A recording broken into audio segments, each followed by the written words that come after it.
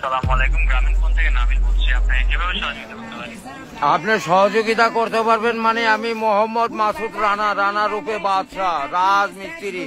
আমি নরসিংদী থাকি। আমার টাকা তোলার সাথে সাথে আপনি কাটালেন, আর আপনাকে আমি বাকি পাওনা তুলে দিয়ে তারপরে আমি ব্যালেন্স করে কথা বলি, আমার মায়ের সঙ্গে কথা বলি। কেন টাকা পাই না আমি? এর কারণ কি?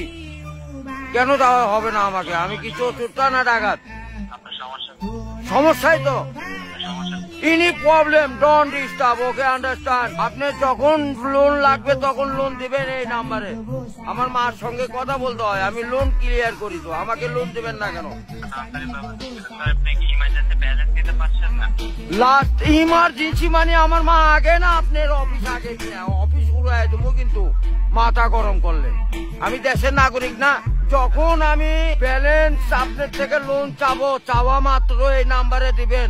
তো ইংলিশ বুঝি না, ইংলিশ কোন মানে এই আমার সাথে ইংলিশ বলেন কেন? বাংলাতে কথা বলবেন। আপনি বাংলাদেশের নাগরিক না।